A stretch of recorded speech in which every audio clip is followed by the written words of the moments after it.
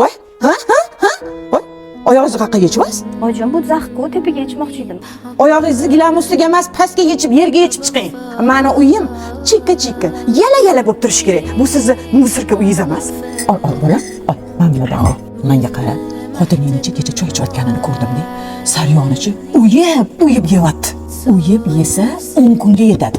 Qirib yesa 40 kunga yetadi. Shuni o'rgatib qo'ygan xotiningga. Endi ona bilasiz uyimiz o'lik. Qon ochib qolgandir-da. Adasi, keyin bo'ldik. Bo'ldi, hop. To'xta. Qaqqa? O'zingiz choy tayyorlamaganingizga yarasha, namuncha o'g'limni shoshiltirasiz? Choyni ichib olsin. Oyijon, choy ichmayman devdilar-da. Vaqtliroq tayyorlansang, vaqtliroq tashlab kelaman. Ishga kech qolaman devdilar, oyijon. Birinchidan, bizani erlarimiz hamchi, onamiz ham ketayotgan hech ham bizani mashinalarda tashlab ketmagan. Ikkinchidan, bu agar hozir ketib qolsa, pensiyamni kim olib kelib beradi? O'zingiz ketavering. Oyizlarga salomimni aytib qo'ying. Onasi, menga qara. Sen hozir magazinga chiqqanda oladigan narsani olib turgin. Mashina onam pensiyalanishini olib qaytib kelib seni uyga olib tashlaydi. Xo'pmi? Adasi, oyijon jahllari chiqib ketadi-da. Ey, menga qara. Aytganimni qil.